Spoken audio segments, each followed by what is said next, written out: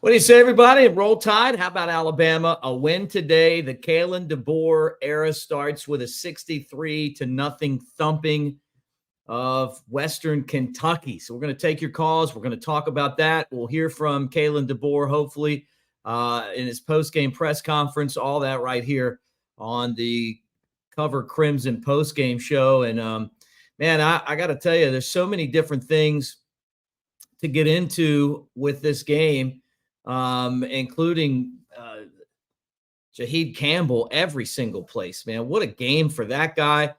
But we'll take your calls. I see, the call line is open. Want to hear from you guys. Let me throw the number up there right now, 205-900-3832. But before we do anything else, hey, thanks for coming and hanging out. This is going to be a lot of fun. We're going to do this after every game. You know that we've been doing this for years, but doing it here with our new family. So roll tide, everybody. Like and subscribe. Let's talk some Alabama football, and we'll get it started right after this.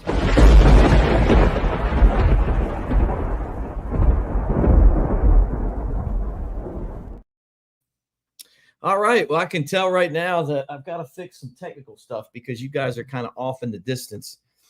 So before I do the calls, let me make sure I get everything plugged in here. We had a little bit of an issue right before we got this thing going. So hate to do this, but life of a broadcaster, right? There we go. This should do it right here. Your thoughts on the game? There we go. There we go. Now we're cooking with grease, as they say. Your thoughts on the game. What do you think about the game? Big win for Alabama. Let's start with some calls, and I can't wait to hear from everybody because I feel like it's been a minute. Who's this and where are you calling from? My main man, Nate from Kentucky. What's going on, brother? What's up, Nate? Man, sounds like you're having a good time somewhere. Hey, daggone right, man. Roll Got the tide, bourbon brother. going here. Roll tide, man. Roll tide, my man. Hey, thoroughly enjoyed the game, man. I know, things weren't the smoothest at times, but man, nothing like Alabama football being back. And I love this team, man. I think they got the pieces. Definitely enjoyed it, man. I think it's gonna be a fun season. Were you surprised at all by the seamless transition between Nick Saban and Kalen DeBoer? At first I was, but I mean, just like with recruiting and everything else, man, it's like we didn't miss a beat. And I don't know, man. Just something about him too, man. It just kind of hearing him and his personality and just it just seems like he's got that it factor too. And I'm not saying he's Saban, but man, I definitely think he's special. And we did a good job getting that hire right, I think. Well, you don't want to mess it up. I mean, that, and you know that, Nate, you don't want to mess that up because it could set the program back to the Shula days. And that's not what Alabama did. I mean, they went out there and got a guy that's ready to go. I mean, he's relentless with a smile. like I watched Saban on game day, and I see him with Pat McAfee, and he looks so uncomfortable, like having like fun outside, like screaming on the sideline. But his commercial's fantastic. The what was it? The rental, what is it? Vibro or whatever it is. You guys, Verbo, yeah. Like he's great for that role, right? But this DeBoer guy's, he's just good, man. I mean, I just can't say anything else. I mean, what a great start. No, I think so too, man. And what I love too is, it kind of like Milroe and some of those guys, Malachi Moore stuck around, and it's kind of like they took it on. Like, all right, love coach, but he rode off into the sunset, and we ain't gonna let this standard slip. And I love that, man. And can't wait to watch these guys. Love you, Mick. I always enjoy listening. I'm gonna be a frequent caller. Love you, buddy. Hey, Roll damn tide, brother. Roll tide, man. Roll tide. Nate from Kentucky. I'm glad that you guys have kind of slid over here with us, like Nate, man. And it's great to hear Nate's voice. Get the calls in. Let me bring in Big Sexy Elmo. You know I can't do a post-game show without this guy. There's also coming from a loud background. What's up? Can you hear me good? I can hear you, and I can hear everybody else in there. Tell us what's going on, man. What you think of the game? Well, I tell you what, Nick, I really enjoyed the game. Everybody was talking about Hollywood. The deuce is loose, man. I tell you what. They're in the first half, couple of catches, 2 touchdowns. Man, that's kind of what we expected out of this guy. Just some observations out of the first quarter. Thought Rusall was around the ball a lot. You heard his name called a lot. Obviously, Sad with a couple of interceptions really set the tone for the game. Got off to a rocky start because the weather there was not good today. It was not Chamber of Commerce weather in Tuscaloosa. And then you have to go. Then you have to go and get ready for kickoff, and then it's like we're having communication difficulties, with the headsets and. But it was concerning earlier that Western Kentucky was able to move the ball well. But after that third possession, we got off the field and it seemed like everything calmed down. Don't you think, Nick? Yeah. Look, man, I thought that Alabama, they looked rusty, man. I mean, at the beginning of the game, they got the turnovers from Keon Sabb and scored some points, but they looked a little rusty, which you would expect. But they just kept hitting the big plays, and they've always had these home run hitters. And I was expecting that from the Kalen DeBoer offense, is that he was going to get these guys in position to score. I'll tell you what I was really impressed with, though, was the defense up front. They're getting pressure on the quarterback. And we really didn't even see what the cornerbacks can do because there was just so much pressure coming from all directions at TJ Finley. Another loss to Alabama with another team.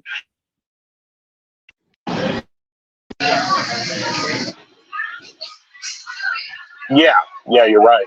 And is the audio better now? I'm sorry. I'm having audio problems. Yeah, it's still kind of flaky. Let me bounce you out. Try to see if you can get it somewhere where it's not so bad in the background and jump back home with it. Just stick around. All right, let me go back to the phone lines as Big Elmo gets his stuff worked out and take another call. Who's this and where are you calling from? Hey, Mick, it's Adam calling from Georgia. How's it going? Hey, what's up, Adam, man? Roll Tide, you friend. Yeah, Roll Tide. Great to talk to you again. I just had a couple of brief points. First, regarding the defense, I thought they were incredibly athletic. They weren't overthinking. And I think the scheme was simpler, so it allowed them to play fast and swarm to the ball. I was really impressed with, Keon Sabb, Jihad Campbell, and even those freshman corners. I thought they did a fantastic job. And I think regarding the offense, I thought the O-line did a much improved job, especially the right tackle opening up those holes for Justice Haynes. And I thought the running backs looked great. And Ryan Williams, man, he is a generational talent. And, as far as Milroe goes, I think he looked pretty much as I expected. I think he's very good, and I hope he continues to improve. I mean, having said that, it's hard to judge because it's WKU, but I think ultimately this team looks like it has a tremendous amount of potential and can be very dangerous in the playoffs. Yeah, look, I agree with you. I mean, was it perfect for Milroe? No, but he's gotten so much better. I mean, and if you make a mistake, if you put pressure on him and you don't get him, he's going to burn you. I mean, like just no other way to put it. I mean, whether it's on the ground, the guy was 10 runs, 79 yards, and 2 touchdowns as a runner. And then 7 of 9, 200 yards as a passer. And he just kept on every time that you thought that maybe he was going to fall down, he would just make another touchdown play. I mean, I'm super impressed with the way that Milroe has poise in the pocket. I think that's one of his strengths. Yeah, and I think overall, I mean, I suspect we'll either go 11-1 or 10-2. We're going to make the playoffs, and this team is going to continue to grow. And when we get to the playoffs, we're going to be a very dangerous team. And the last thing I'll say is I've kind of heard some people say things like the culture is so different. This seems so much better than it used to be. And it kind of insinuating some negativity towards Saban. All I want to say is Saban's the GOAT, man. He got us 6 national championships. And I hope there's never any disrespect towards him. And I love DeBoer, and I think he's done a fantastic job. But just want to put that out there, because, we are who we are because in large part of Nick Saban. But thanks for taking my call, man.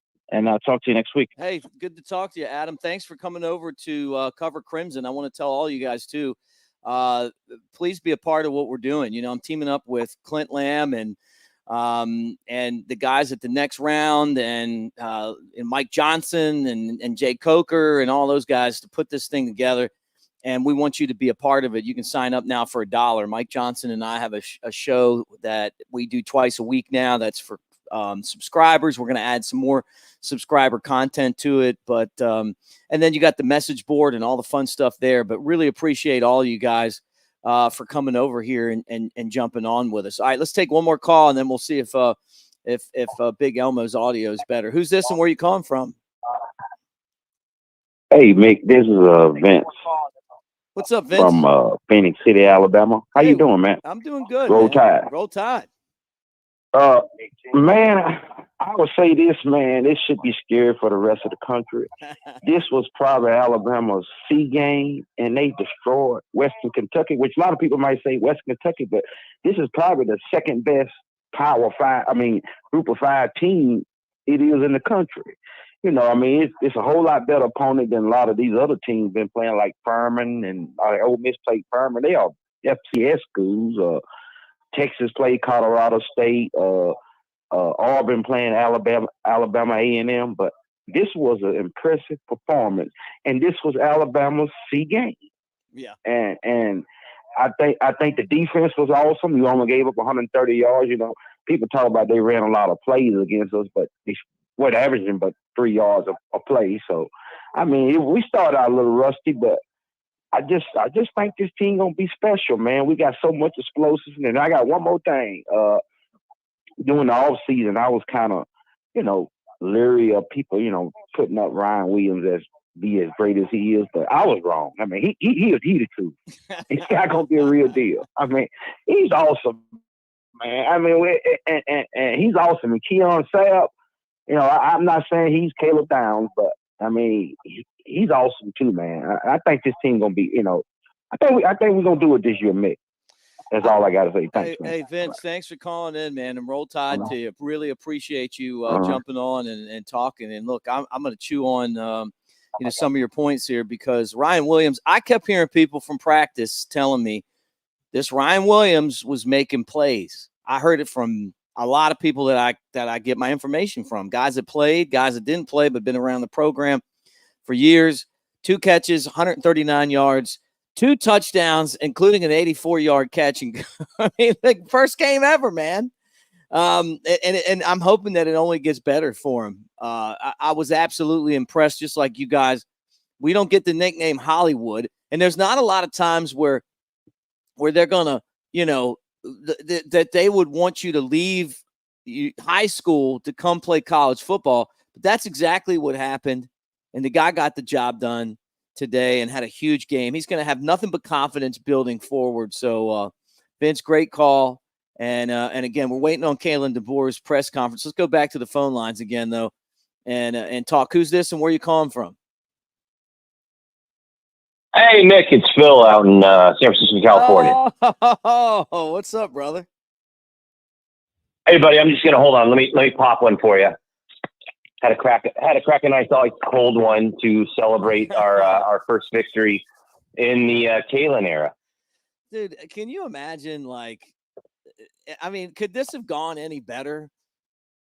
For Kalen DeBoer now? No, honestly, I'm really excited and happy because I'm always glass half full. And when you have to replace a legend like Coach Saban, and you're like, okay, what's next? And you're like, okay, he's the best of the best, but he's not coach. we came out here and we fired up today. I was really excited about the young guys. And you were just talking with the last caller about that 17-year-old. Can you believe that kid's 17? No, I can't. Unbelievable. Unbelievable. So I was very pleased and excited. Look, yes, we played Western Kentucky, and it's not a huge D1 school. They're good though, and that quarterback's faced Power 5 players. He's faced us before. He's faced us before. So I was actually really pleased. There was guys on offense and defense that stepped up. I'm like, oh, okay, I see you, and I'm looking forward to watching more of you.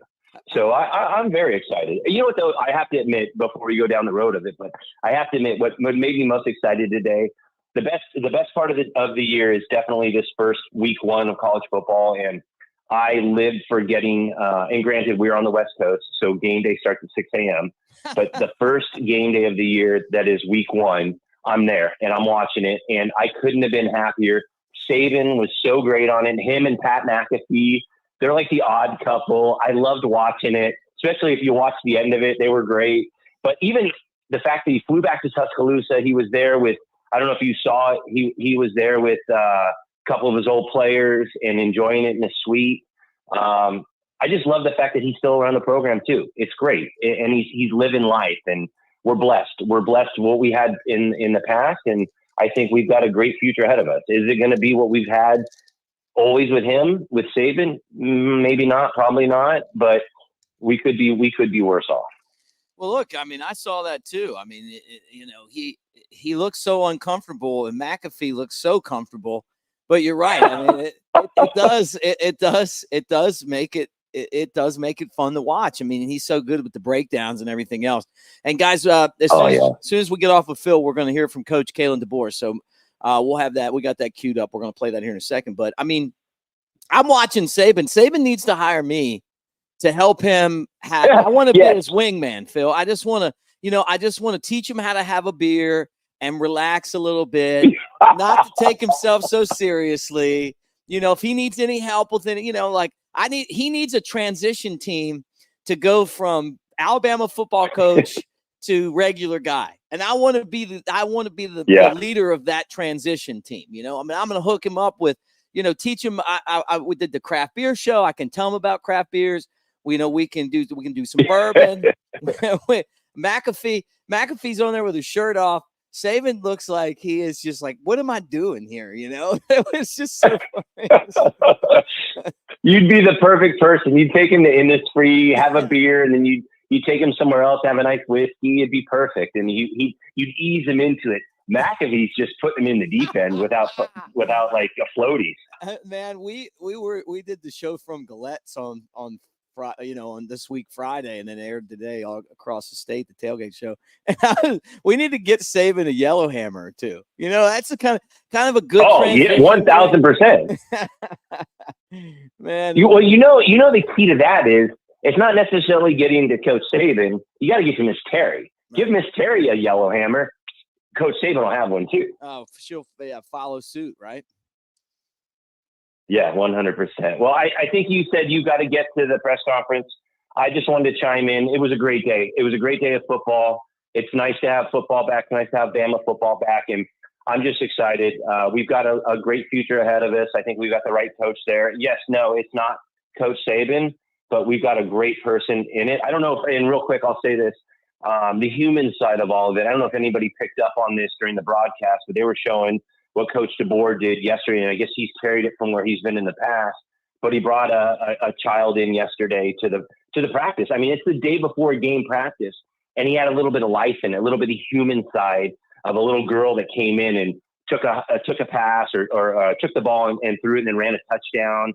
And like that shows a lot to me too, that he's a human being and he cares. And I'm over the moon and very ecstatic and excited for what's to come of Alabama football. Hey, roll tide, Phil. If you want to stick after the press conference and come back.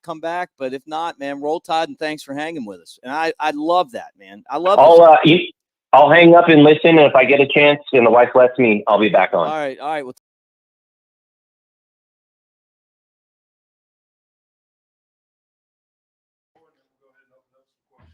all right. You bet. Good to get a W to start the year. I told the guys downstairs, every win, is something that they've worked hard for, and make sure we enjoy it. Go back to work. We got a lot of things that we now have on film that we know we can correct and understand the things that we're really good at and the things we need to continue to work on. So proud of the way they came out. Started fast, both sides of the ball, feeding off each other. Thought the energy was great. Just sustained it all game long, and got a lot of guys a chance to play. Questions? Starting on the left side with Matt, second row. 2 catches, 2 touchdowns for Ryan Williams. Just what do you think of his performance? Yeah, he's got that big play capability as you saw, and he's done a lot of that in practice, and was excited to see him get out there and big third down the sideline. Great read by Jalen with the coverage he was getting, and we anticipated a possible route down the sideline in a situation like that. It was really cool to see those guys execute, and Ryan just hauling the ball and finish, and coming across the middle on the second touchdown, just really focused, and it just doesn't seem like the game's too fast for him. So it's impressive that a guy his age can go out there and do the things he's doing. Obviously we've talked a lot about him. He's got a bright future, and really fun to see him go out there and make those plays that he did tonight. So the guys believe in him, and he's just done. I think one of the cool things about Ryan is he's gone about it.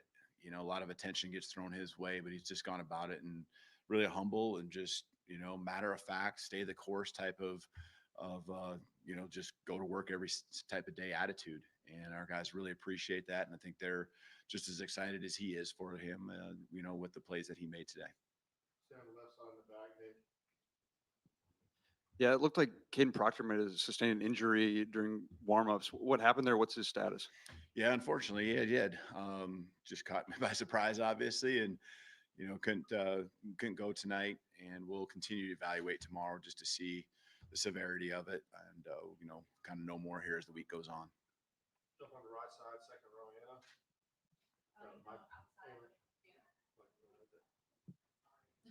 Outside of Ryan, Xavier Brown, he got the start. Daniel Hill also got his first career touchdown. I'm just curious, what do you see, from that group of freshmen out there tonight? Yeah, it's really exciting. It gives you a lot of promise for what's to come. And the thing about those guys is they're just going to gain more and more confidence with everything that they do. And those reps tonight, they all matter.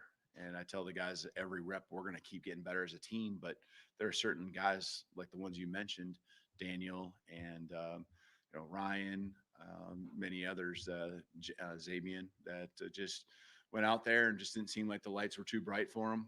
And that's really cool. And again, one day at a time, they're just going to keep getting better, and they're going to be great players for us in the long haul. Left side front row, Tony. Just how explosive can this offense be? And did you like that? Did you like seeing that, or would you have almost rather have a few more sustained drives? Both. I mean, but how can you argue, right? There's things that weren't perfect, but we made up for it. So now what you want to look at is those plays that didn't go as well, and really dial in on, some of the mistakes, a penalty here, penalty there. We had a communication. I think we didn't snap the ball.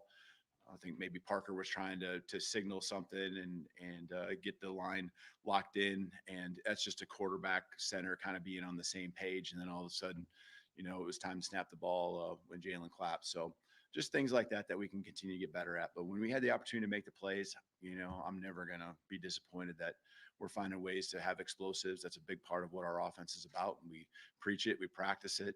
And that was fun to see. I didn't, really realize it until I looked at the time of possession, maybe into the first half there a little bit. And our defense, you saw the one drive, especially they were on the field for quite a while. That just kind of added to it.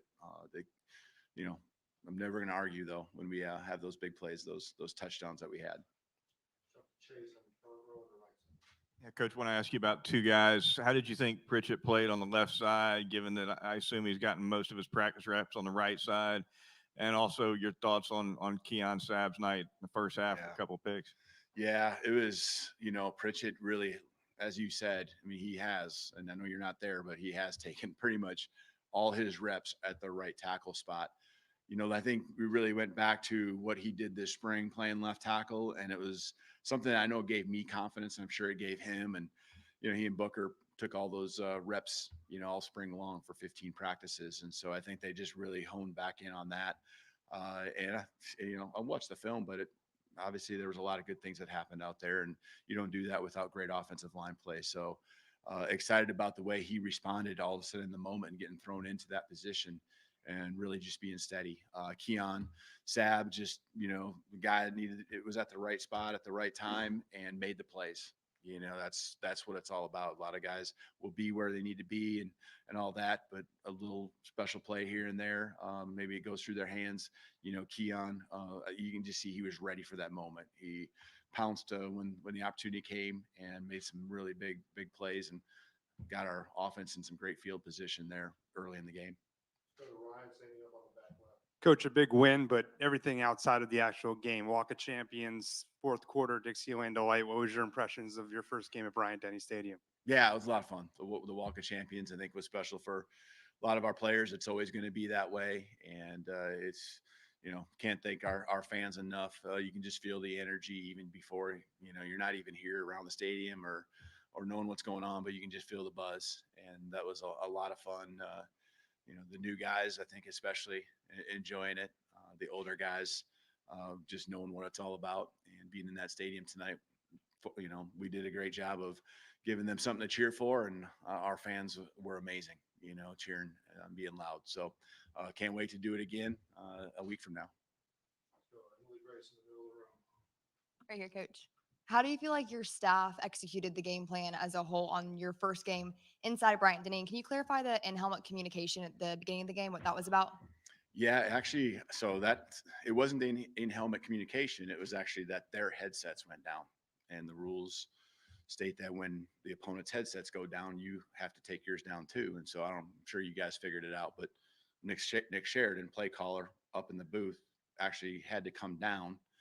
And so little time, to get him down there. And then, that's not something that they're going to plan for and let you do, but we were able to hustle him down. And then of course, trying to get him back up there, and then theirs went down a second time. And so it was kind of a back and forth. I thought our staff did a great job, because that's something you don't practice. Just in all my years, I've never had it happen to where we had to put our headphones down because of someone else's. So maybe it happens more often than I understand, and should practice it. But that was a new one for me.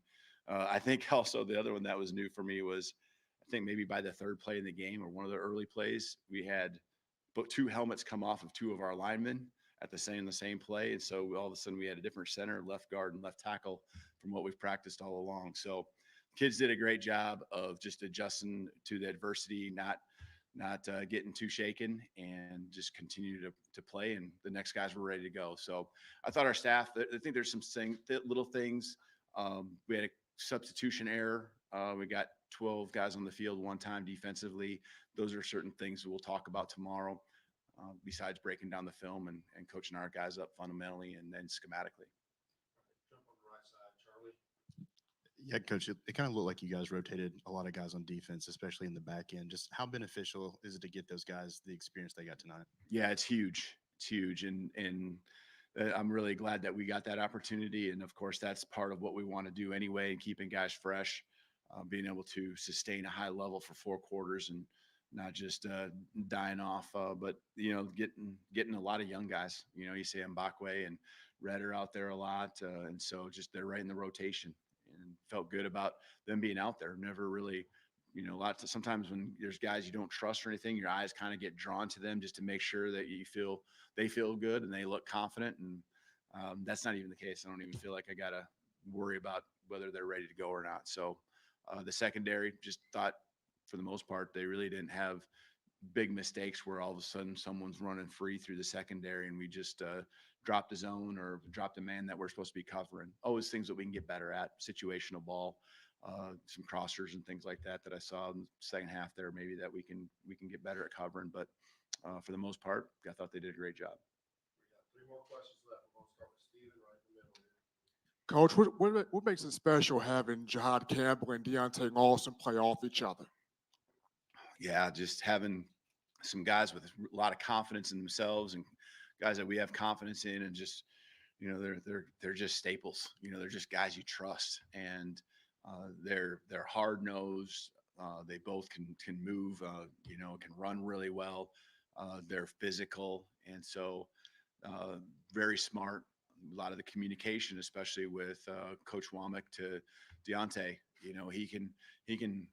Deontay can handle what he's supposed to do, and if there's someone we need to have just slightly move, he can make that happen and still have an understanding of what's going on in front of him from the offense. So just all those areas are so critical when it's the middle of your defense, and they again looking forward to watching the film, but just everything I saw, it seemed like they had a great game.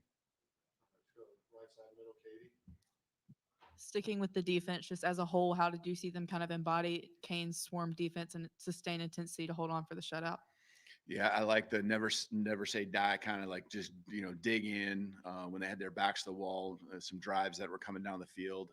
One was after a turnover on the offense. Just looking at that as opportunity to make a statement.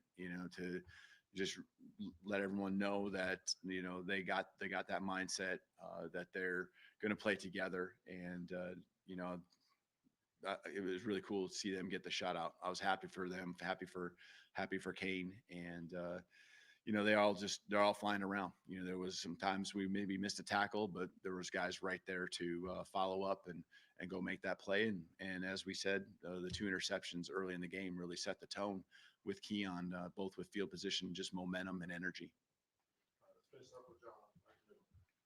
It seems like an awful long time since you got hired before you get to coach your first game. So when you finally get there and things are clicking so well and the offense is making big plays, defense is making big plays the first half, I mean, was that fun? Was that kind of a relief on your shoulders? What was that like? Yeah, I think there's a little bit of fun at the very end, and just seeing a lot of the young guys too get out there on the football field and have some fun of their own and experience it for the first time. But I told the guys in the locker room, none of these points carry over to next week, and there's film out there, and of course there's strengths we have, but people are going to look at those areas they can attack, and we got to continue to just understand that there's a lot of potential with this football team, but we still got a lot of work to do, and it's going to be that way all season long, and I think that what I saw in the locker room downstairs, whether it was the beginning of the game, the middle of the game, when we had a score very much in our favor, these guys have a determination, and a relentlessness about them where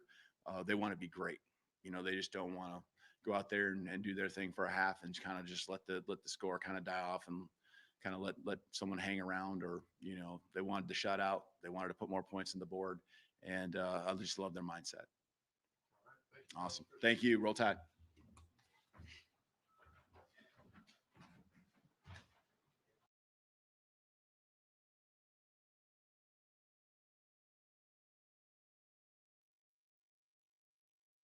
All right, there you heard from Coach Kalen DeBoer. Phone lines open 205-900-3832. We're going to try to hear from Clint Lamb, who's at the facility right now, and just kind of going over the numbers, maybe trying to get Big Elmo back in too. He had some bad background noise, but I know he wanted to chime in on this. But look, Jalen Milroe, surprisingly 7 of 9, 200 yards, 3 touchdowns. Didn't really get to run the offense very much because they hit so many big plays in this game. Comment section, I see you guys are active, and great to see all of you guys too hanging out here. Roll Tide. Benjamin and Joseph and Norman, some of you guys are very familiar. Bama fan. Hey, good to see you too. Terry, like you said, man, very impressive performance. Jersey Dolphins, man, good to see you. Been part of the channel for years. No matter where I go, I see Jersey Dolphins. So good to see you again, my friend. David, yeah, very impressive. Roll Tide. So get in the comment section. Here's one right here. Very weird seeing our head coach smiling and laughing on the sideline. I mean, that is definitely a new thing here. I mean, no doubt about it. That is not the Nick Saban style.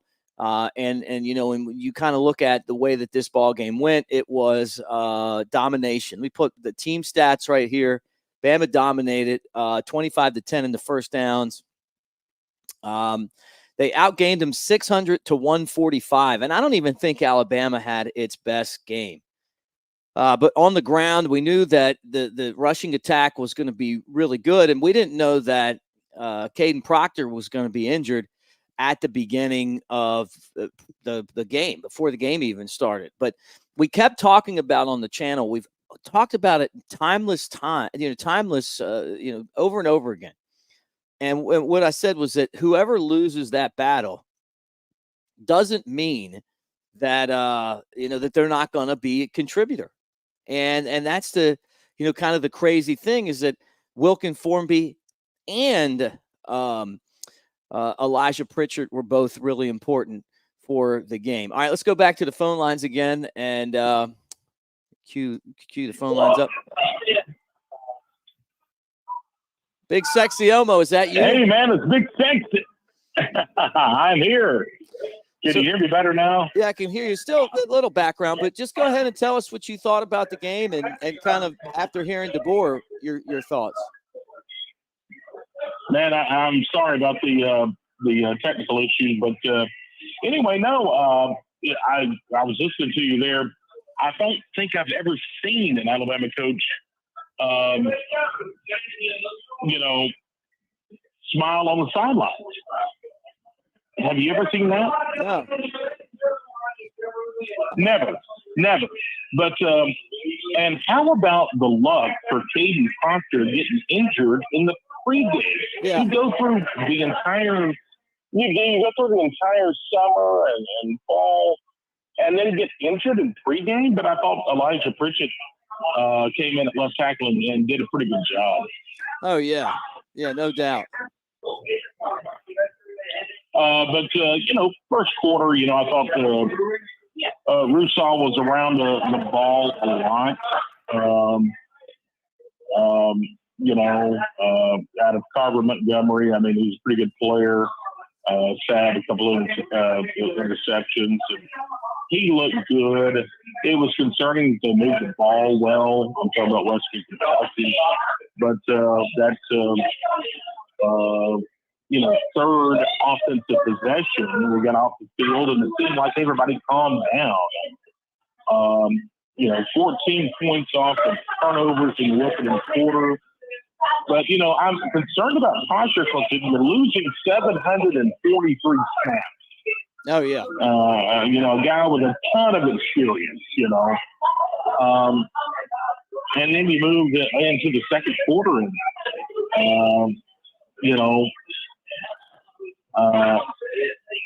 Bama, turned the ball over, but still the defense held up and they missed a field goal. And I was impressed with James Smith along the defensive line. He had a couple batted balls there in the opening half. And then we can't forget about Ryan Williams. I mean, the deuce is loose. A couple of catches, 2 touchdowns in the first half. Yeah, I mean, and that's really, as you look back on this game, it's going to be that Ryan Williams had an amazing first game, and that if you questioned what this guy brings to the table and kind of what he represents, 2-time Mr. Football in Alabama and all the hype and everything else.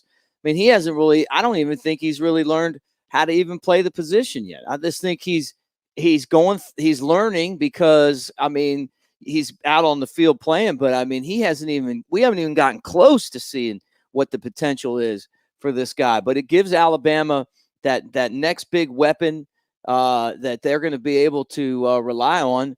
And it's exciting to know that they've got somebody that good that's going to be able to jump in and help out. All right, final thoughts. And maybe are you still, let me see here. Yep, there you go. Yep. And the last 3 drives, I think the offense there in the first half, 2 plays for touchdowns. Last 3 drives, everything clicked. You can't complain. 63-0.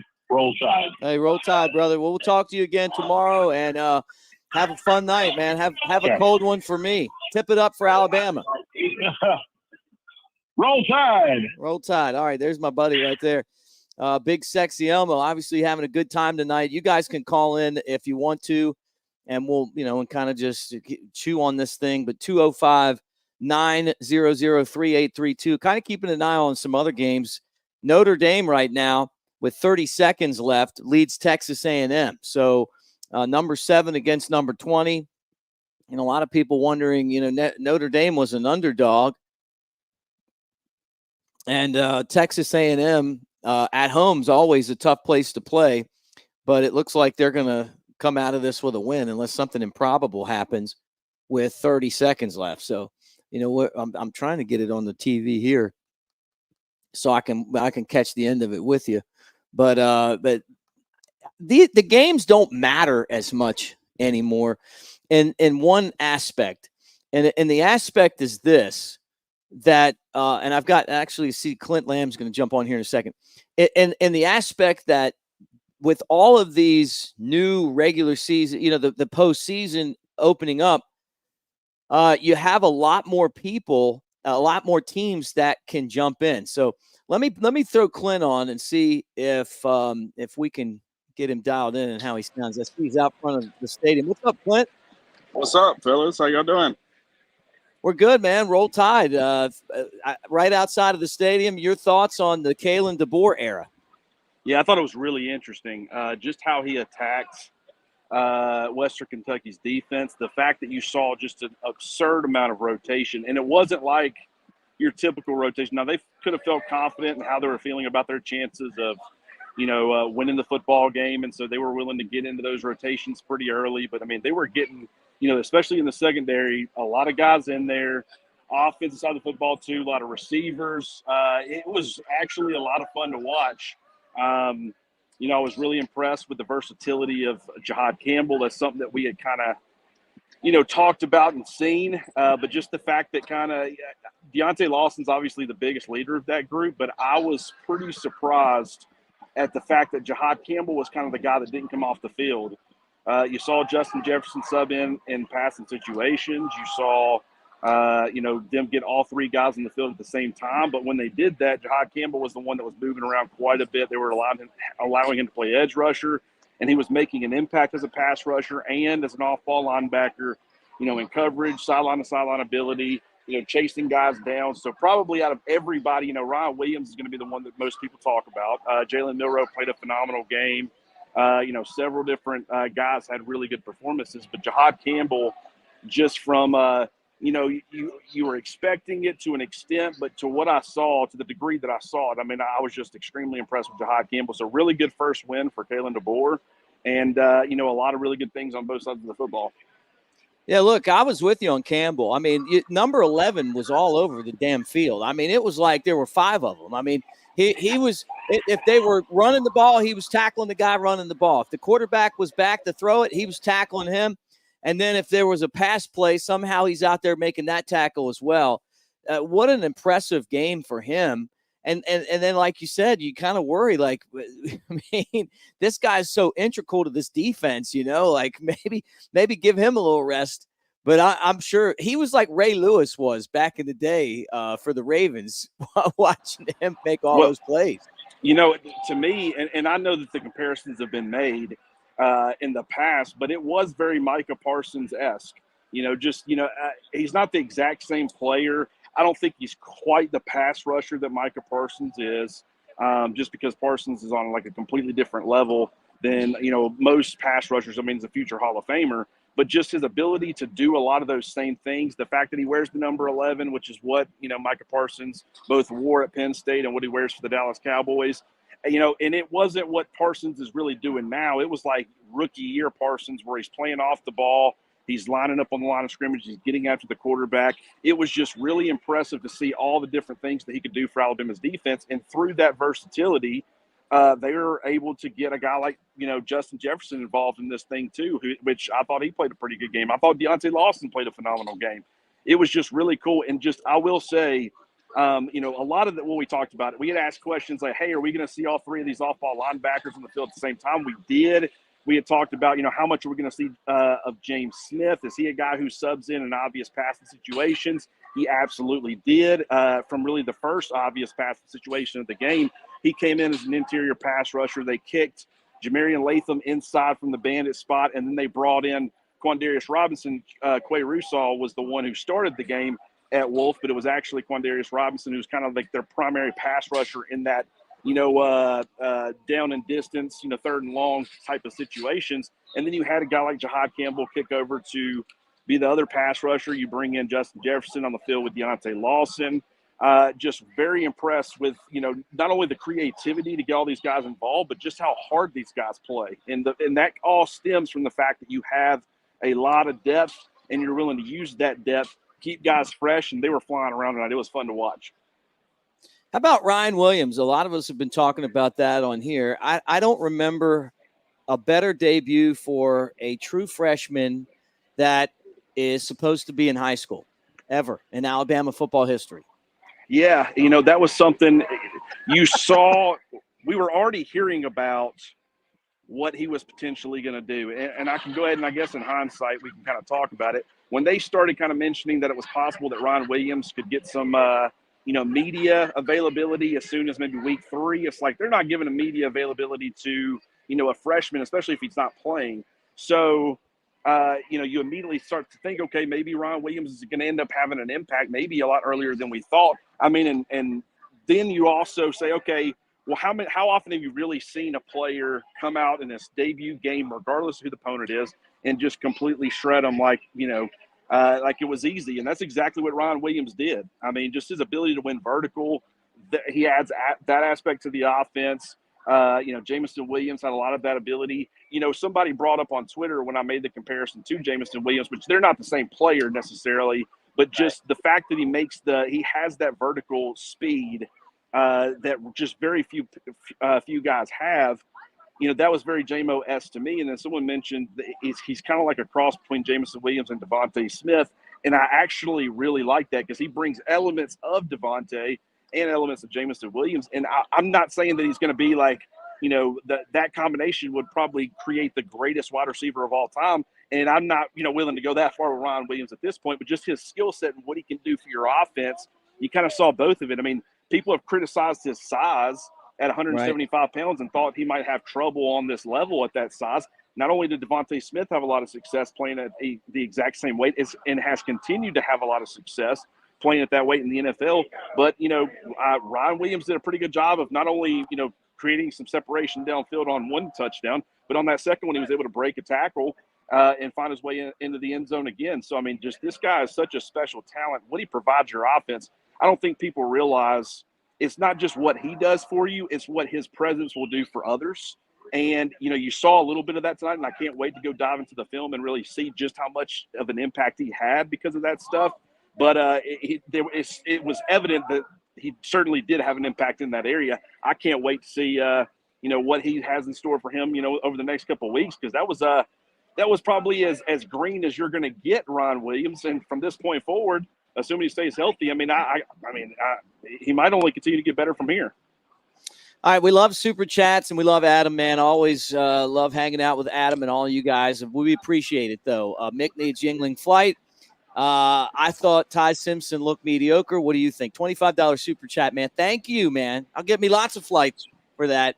And Clint, too. He'll get some, too. Roll Tide. And we got, you know, any of you guys want to ask Clint a question directly? Super chat gets you right there out in front of Bryant-Denny Stadium after Alabama's lopsided win today. What did you think? Ty Simpson looked mediocre to you, or do you think it was maybe that the offensive line was like the second and third string O-line? Well, let me tell you what I didn't like about how things went down. And who am I to criticize Kalen DeBoer? So I'm not trying to – that's not what I'm trying to do here. Just based off of what I was hoping to see, based off of what I saw, I mean, it was different. And the main difference there was the fact that you had Ty Simpson coming into the game. He didn't come in with the first-team offense. I was hoping that we at least saw him play a little bit with the first-teamers before they started pulling other guys to give him an opportunity to get comfortable with the first team in case something happens to Jalen Milroe. But also, just from a talent standpoint, just what he could do with the starters. But instead, they started rotating a lot of other guys in there when they rotated him in. I did see some good from him, especially early on, leading that, first drive touchdown. He looked comfortable. He had great command of the offense. From there, it was a mixed bag. But, to an extent, I would probably expect that. But at the same time, we've criticized Jalen Milroe for similar in the past. So I don't think it would be fair to not, point out the things that Ty Simpson did wrong in his first game of the season or his first action of the season. I still think he's going to be a heck of a backup. I still think that he's got starter ability if something were to happen to Jalen Milroe. But I think tonight only furthered everyone's belief that this is Jalen Milroe's team and that, Ty Simpson, while we all think he could do really good things if he was asked to be the full-time starter for one reason or another, I don't think he's really threatening Jalen Milroe, and which isn't surprising to anybody. But at this point, he is, the clear-cut backup. All right, another super chat here, Clint. Joseph just dropped in $5, man. Thank you, brother. We appreciate all you guys for helping us out. He said Jalen Milroe looked good through his progressions. He They're did, better. yeah, and that's the key, right? I don't think it was perfect. I did think there was some stuff pre-snap. The defense was bringing a guy off the edge. On one snap, it was I want to say it was Upton Stout, the nickel corner.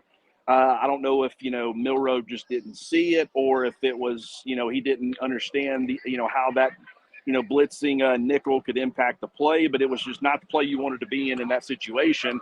I'll have to go back and see exactly what went wrong there, but you saw a little bit of that. But I think to an extent, every quarterback has one or two of those plays.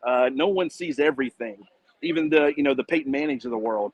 But what I did see was a guy who was so much more comfortable. Just the growth that he's shown between the season opener last year and the season opener this year is just incredible. And, he did have a great command of the offense. He was seeing things well. I thought he delivered a lot of just fantastic balls. He has the arm. I don't think he has the elite of the elite arm strength, but he can make every throw that you would possibly ask of him on either the college or the NFL level.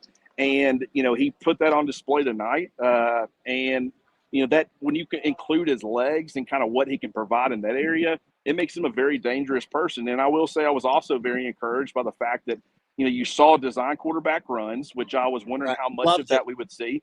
And we saw the off script, things breaking down around him taking off. He showed a willingness to run the football. He seemed like he was embracing it more. You sprinkle in some design quarterback runs, you sprinkle in the off script stuff, and then you throw in the fact that he's improving as a passer on top of all the weapons that Alabama has with Justice Haynes and Jam Miller, who both played fantastic too. This is a very potent Alabama offense. I think they're going to do really good things. Yeah, look, this is an explosive group, Clint, and we saw that today. I think they could get better in some areas. But look, man, I know you're out in front of the stadium right now. I know you probably need to get on the road, but it's great to hear from you. Any final thoughts? No, just I think fans should be really encouraged. It wasn't perfect by any means. The penalties, that wasn't great. The inconsistencies, the fact that the defense, had that 21-play drive where whether it be third down or fourth down, they kept allowing Western Kentucky to move the football down the field. You never want to see that. But at the same time, they got to stop down there in the red zone when they needed to. So, someone brought up on Twitter, when's the last time we saw a 21-play drive that didn't end in a touchdown? And I thought that was a pretty interesting point. But it was just so much that you can take away from this, whether it be offensively or defensively. It is every bit as fun on both sides of the football to watch this team as we thought it was going to be. And I'm sure there'll be some tough moments, but you have to be encouraged. I don't think you could have asked for really anything more because, 48-17 was my prediction. I did admit that if Ty Simpson came in and they let him operate the offense kind of normally, that they could get up in the mid-50s or high 50s. They end up at 63 because that's exactly what happened. And then on defense, I did not give this defense enough credit. And I think they're playing really good football, and the depth is really going to show up on Saturday. So it's a really, really, really, good team win for Alabama. Yep. And the last super chat, you just nailed it. Next King says, by week 10, this defense will be playing like veterans. I agree, man. Look, you can't just sit here and downplay a 63-0 win. You're never going to have a game against another opponent with the rules the way they are where you beat them by 100 or something, But Clint, thank you, brother. We'll get back together again on Monday and pick it up with our Cover Crimson show. And I want to remind everybody that we want you to be there 1 o'clock on Monday when we talk about this. We start to change our focus too, but you can sign up for $1 right now and be a part of it. Now it's on to South Florida. It's time to move on, brother. Hey, it's good talking to you guys. I will be having my post-game observations up. I haven't had a chance to because we did the pressers and then, hopping on here with you, but I'm actually already been working on it. A lot of thoughts and observations I'll be putting over there at covercrimson.com. Only $1 to sign up for the first month. So definitely go check that stuff out. Mick, as always, brother, I appreciate you, man. Hey, thank you, man. Great to see you out there. And it's always good to have that reaction from out front of the stadium, when you're doing this show, like what the scene is, leaving the press conference and kind of getting a feel for that. All right, let's just kind of hit these numbers again, guys, because it's just the way that the show kind of fell today. I haven't really even taken a deep dive, and the phone lines are still open if you want to jump in and talk. But Bama dominated in so many aspects. First downs, 25-10. Third downs, Bama was 8 of 13. Wondering like what that was going to look like. 1 of 1 from fourth. Western Kentucky was 3 of 18. Total yards, Bama absolutely crushed them. This is the offense that we thought we would see, 600 to 145. And I don't even think Alabama was half as good as they'll be by maybe 2 or 3 games into the season. That you could tell that there was definitely some rust, but you get 600 yards. I mean, that's just explosive. And they were doing it on the ground behind that offensive line. 334 to 42 on the ground. Wow, that's just unbelievable, right? Bama averaged 7.1 yard per carry. The penalties, at the beginning of the game, especially 7 of 59, they were a little concerning for Alabama. Time of possession was right down the middle, but it was because Alabama scored so fast. And then when you look at the individual stats, Jalen Milroe really didn't even have an opportunity to do a whole lot. 7 of 9 passing, 200 yards, 3 touchdowns, no interceptions. We talked about Ty Simpson, who was 5 of 9, 66 yards, just came up in mop-up duty, in a game like this. But running back-wise, how about this? Justice Haynes, 4 carries, 102 yards. He busted a hole in that touchdown run. The long, which was like 85 yards, which you saw everything that we like. His ability to read the defense, his ability to wait for the hole, and then that explosiveness. Jam Miller doing it as well. 5 carries, 54 yards, and a touchdown. Haynes had a touchdown. Milroe had 2 touchdowns running. Ty Simpson had a touchdown running at quarterback. Daniel Hill, got to see a lot of Daniel Hill. He had the second most carries today behind Milroe. He had more than any other running back.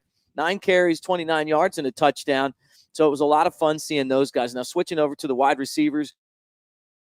We got into this. You guys have been fired up about this. And I'm going to get to this right here too.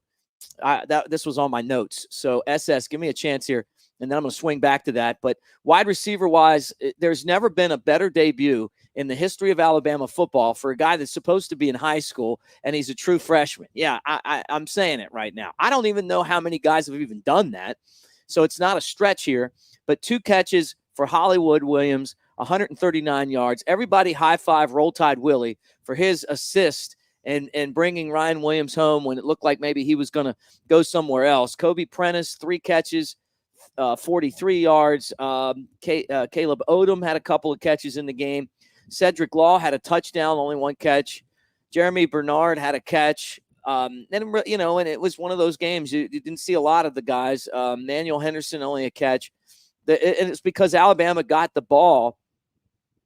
And when they did, we just scored so fast, So here's the most important fact of the game. 1 bad snap, and that was a nice change of pace. Amen.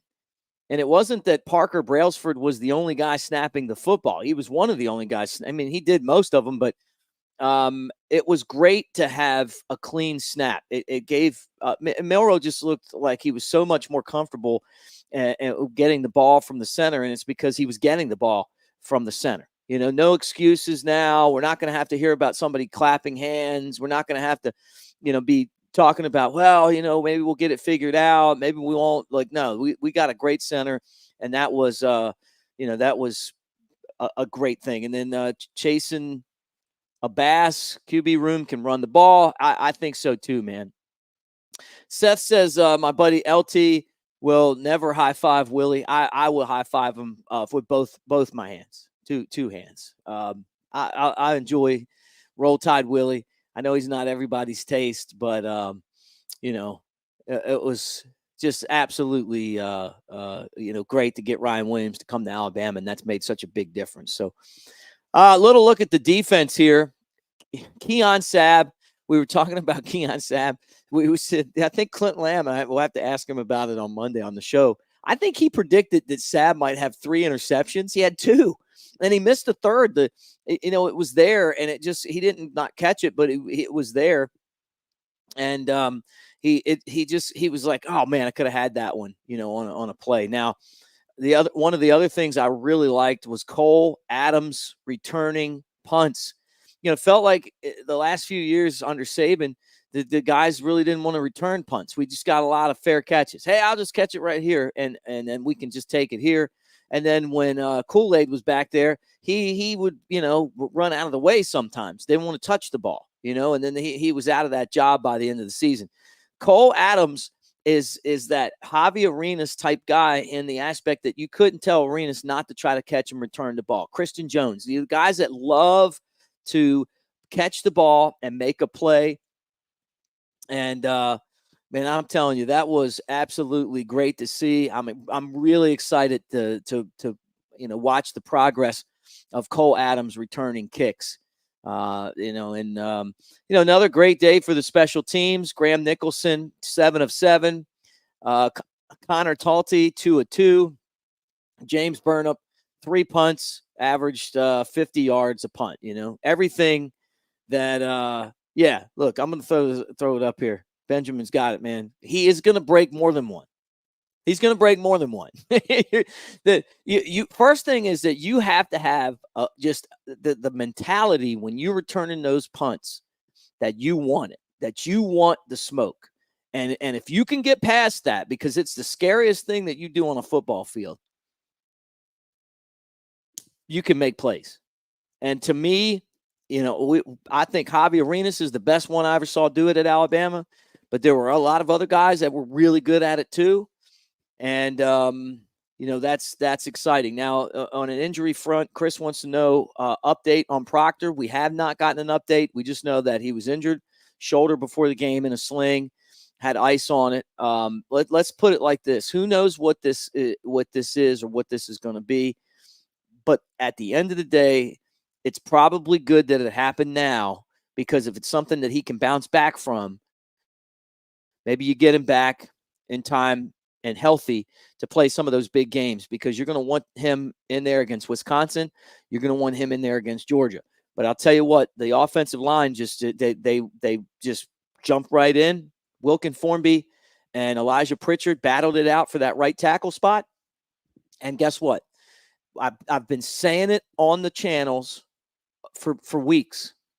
It did not matter to me who won or lost this job, because I thought that this is a position where you're going to need somebody to jump in, and that is exactly what happened. And unfortunately, it happened before we even got on the field. So these guys went through, and then boom, there they are out there, starting this, this season. Playing. All right, let me run through the SEC scores for you guys. I'll even throw them up on the screen so you can kind of watch them with me. But I mean, I'm sure most of you have seen this, but just in case, some one game in progress, and then I think everything else is a final except until tomorrow night. So here we go. We got Kentucky beating up on Southern Miss 24-0. That's in the third quarter. Notre Dame, a tie game at half, they outscore Texas A&M 23-13. Of course, Notre Dame's quarterback, Riley Leonard from Fairhope. I live in Fairhope, so, hey, good for him, man. Great guy, transferred from Duke, and then goes in there in his Notre Dame debut and wins. He didn't have an impressive game, but it made plays when they needed to, and that's a big win for Notre Dame. And Texas A&M obviously comes up short. Georgia pounded Clemson. I thought the score wasn't even indicative to the lopsided win that was for the number one team in the country. 34-3 kind of reminded me of an Alabama win with Nick Saban. Texas 52-0 over Colorado State. Of course, Bama 63-0 over Kentucky. Ole Miss flexing against Furman 76-0. Tennessee pounding Chattanooga 69-3. Miami beat Florida. Florida Gators are in big trouble. They are in big trouble. 41-17. And in overtime, Vandy, I watched this game. What a huge win for the Commodores. They got the entire New Mexico State staff and players there that beat Auburn last year, and they do it again in overtime. They beat the Hokies of Virginia Tech 34-27. South Carolina got by Old Dominion 23-19. I know Old Dominion can be tough, but man, if you're South Carolina, you got to be winning those games a little more handily. And then Auburn 73-3 over Alabama A&M. That was a lopsided matchup, 56-7, Mississippi State. Thursday, Missouri pounded Murray State 51-0 in Arkansas over Pine Bluff that same day, 70-3. Welcome to the SEC. Oklahoma 51-3. And then the big matchup tomorrow, man. We get some football on a Sunday, 6:30 USC against LSU. I can't wait to check that out. It's going to be a lot of fun to watch a little football on a Sunday. I wish they did that every Sunday, to be honest with you. And SS, you're right. Napier is in big trouble. And I feel sorry for him because they really mistreated Dan Mullen. Like, they didn't like him because he couldn't recruit. And the year before, 2020, Mullen got to the SEC championship game, and that was like Alabama's toughest test to me, was that game against Florida in Atlanta. And then all of a sudden, the next year, you take a step back, and so they fire you. And now it's just it's a dumpster fire, and it's a really tough schedule. But this isn't the Florida of Tim Tebow. They might fire him mid-game. I hope he doesn't get the Lane Kiffin where he shows up after the game to get on the plane and they just don't even want him on there. Pretty bad way to go. All right, guys, thank you for being part of what we're doing here at Cover Crimson. And again, sign up for $1. We'll be back after the game next week. Clint and I will be on with you Monday through Friday at 1 o'clock. Jake Coker and I will do Elephant in the Room. I'll be back in town, so we'll be able to do that one live. You know how he likes, or at least in person, he likes to do that. And then Mike Johnson's on there now. You got Chris and Clint doing a show. Stacy's on as well. So we got a lot of people that are part of this. Jim Dunaway and Tyler Watts, Lance Taylor, and Aaron Suttle. So, I mean, you're on this channel, you're getting a lot of content, and we appreciate it. So like and subscribe, give us a thumbs up. All you guys that gave us a super chat today, thank you. Really means a lot, and we appreciate all of you guys for being here. So a final score today, Alabama with a thunderous win. The debut of Kalen DeBoer, 63-0. What an intro for Alabama's new head coach. Next Saturday, they'll take on South Florida. That's another game at Bryant-Denny before they head to Wisconsin to take on the Badgers and Madison. So that's going to be fun. So we got some really fun games coming up.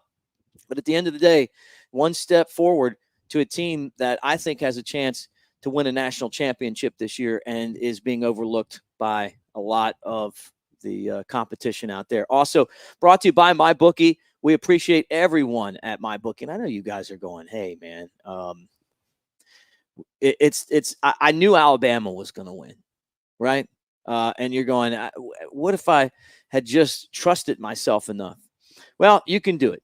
Go to mybookie.ag. Use the promo code NEXTROUND to double your initial deposit. That's right. MyBookie will double your initial deposit when you use the promo code NEXTROUND. Kick off the season with mybookie.ag and double your initial deposit using promo code NEXTROUND. All right, guys, roll tide. We'll talk to you again on Monday right here on Cover Crimson.